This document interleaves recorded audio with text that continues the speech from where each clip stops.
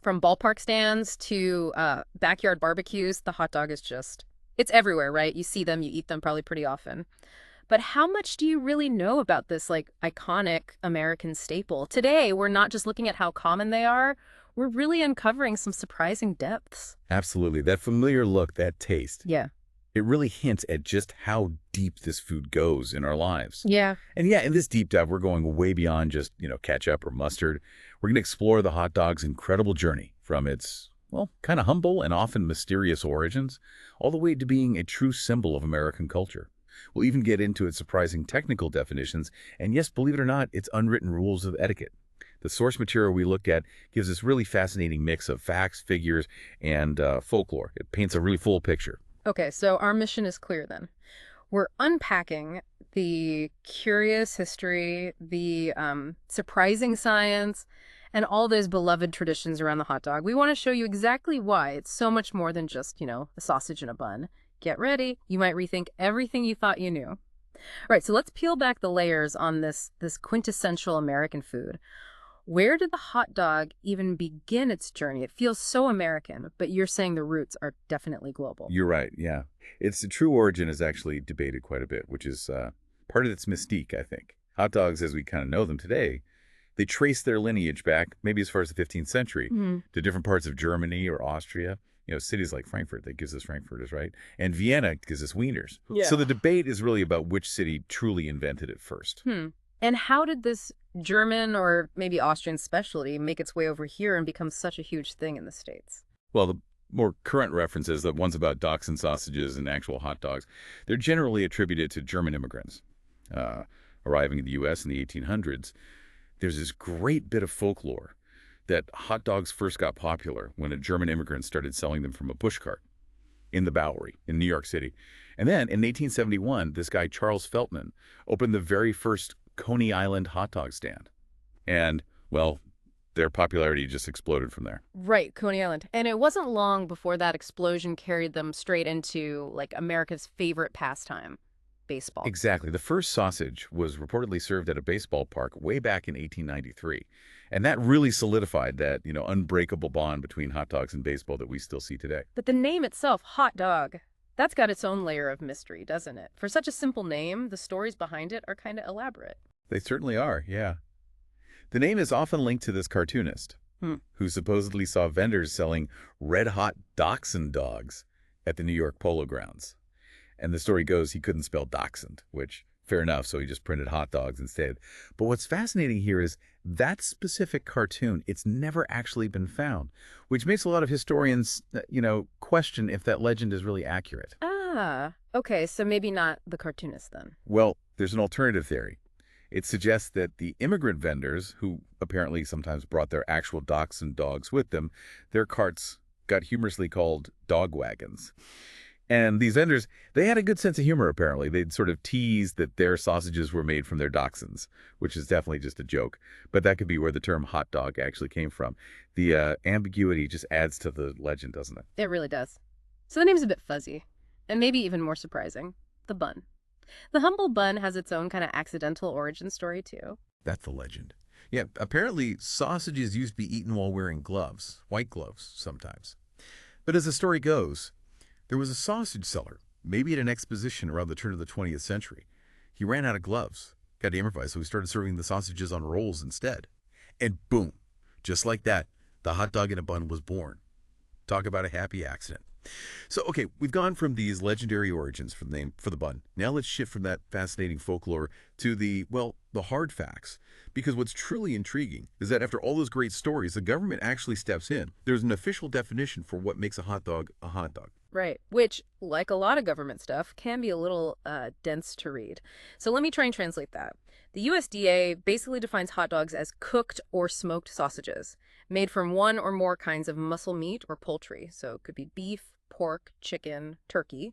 And to help mix it all up, they use water or ice, plus seasoning, salt, pepper, garlic, coriander, mustard, that kind of thing. And they also include curing ingredients like sodium nitrite. That's what gives hot dogs their typical color and flavor. It's not just, red tape. It's actually about guaranteeing quality and consistency for you. Precisely.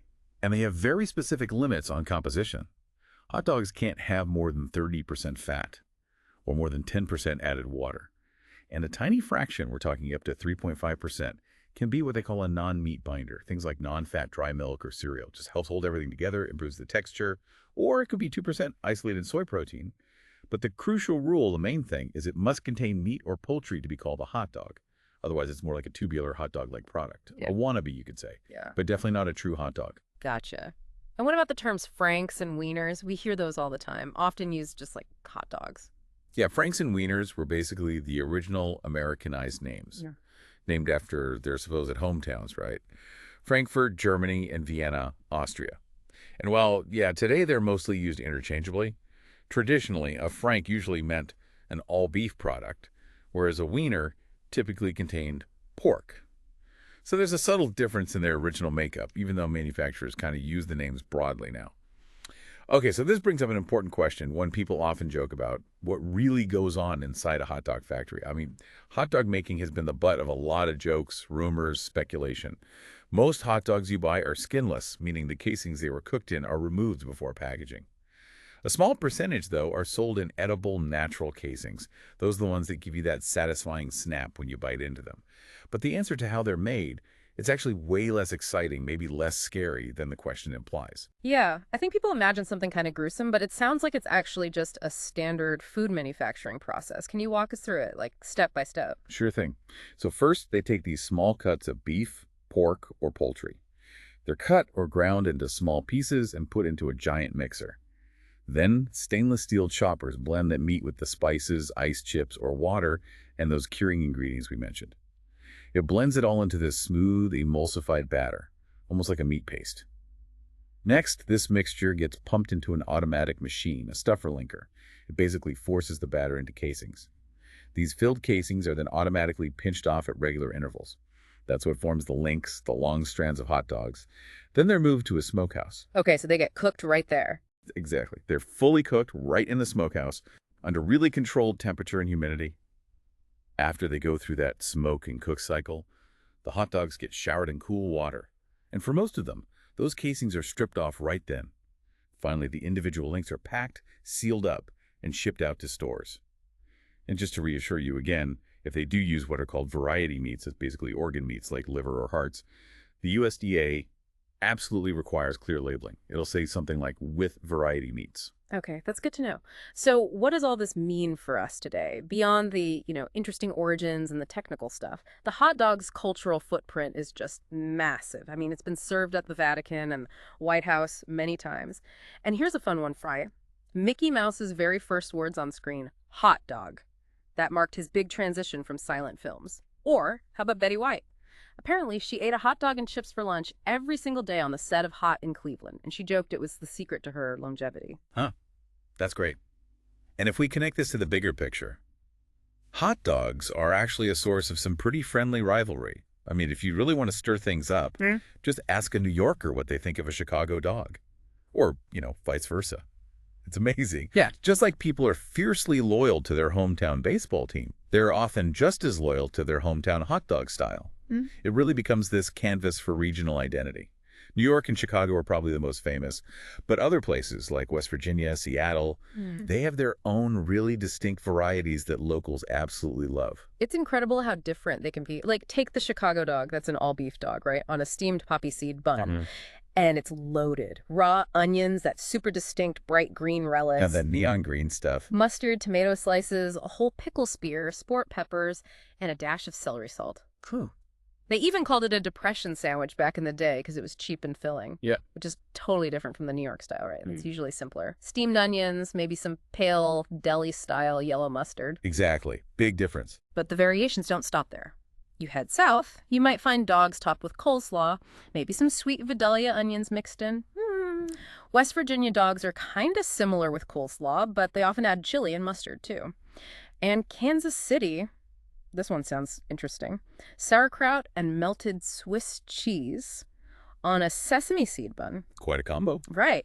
Then there's a Sonoran dog from the Southwest. That sounds like a whole meal.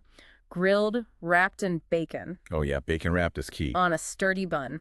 Then pinto beans, grilled onions, green peppers, fresh tomatoes, relish, a tomatillo jalapeno salsa, mayo, mustard, and shredded cheese. Wow. And up in Michigan, you've got the Coney Island dog, which is different from Coney Island, New York. It's got a meaty chili sauce, mustard, and onion. It's like a culinary world tour just looking at hot dog toppings. And the numbers really back up how popular they are. In 2018, people spent over $3 billion just on hot dogs in U.S. supermarkets. And think about baseball stadiums. Fans were expected to eat almost 18.3 million hot dogs during the 2019 season alone. It's staggering, isn't it? In fact, Miller Park in Milwaukee, that's usually the only major league ballpark where they sell more sausages than actual hot dogs each season. And a little more baseball trivia for you. You know those vendors walking around with the bins? The average weight of a fully loaded bin is about 40 pounds. That's a workout. Wow. Oh, and according to a poll by the National Hot Dog and Sausage Council, guess which baseball player they thought would win a hot dog eating contest? Let me guess. Babe Ruth. You got it. Babe Ruth, of course. Okay, so we've hit history, science, regional fights, but you mentioned etiquette earlier. Did you know there's actually a National Hot Dog and Sausage Council that has like official etiquette rules for eating hot dogs? This is wild. They absolutely do. Yeah, it's almost like this hot dog code of conduct. It kind of turns eating a simple hot dog into this shared ritual, reinforcing its cultural weight. Oh. And they have some very specific do's and don'ts. For instance, don't put toppings between the hot dog and the bun. You should always dress the dog, as they say, not the bun itself. Dress the dog, not the bun. Got it. And there's even a recommended condiment order. Wet stuff first, like mustard or chili. Then the chunky stuff, relish, onions, sauerkraut. Then any cheese. And finally, spices like celery salt or pepper. Oh, and Dio. Eat hot dogs on buns with your hands. Utensils should not touch your hot dog. It's meant to be a hands-on food. No forks allowed. That's a serious rule for some people. It is. And here's a fun one. Don't take more than 5 bites to finish a standard hot dog. Although for a foot long, they say 7 bites are acceptable. Okay, 5 bites. Okay. And Dio, lick any leftover condiments off your fingers instead of washing them. Embrace the mess, I guess. But the big one, the rule that always sparks the most passionate debate, don't use ketchup on your hot dog after the age of 18. Whoa. Ketchup is out. After 18, yes, according to the council, mustard, relish, onions, cheese, chili.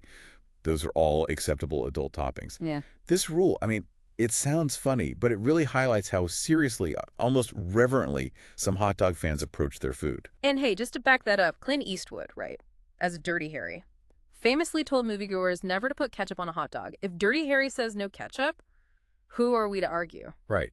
Beyond the etiquette, though, it's worth quickly touching on nutrition and safety. Hot dogs are, a satisfying food. They're a decent source of protein. Yeah. A standard 45-gram hot dog has about 150 calories, maybe 13 grams of fat, 5 grams of protein.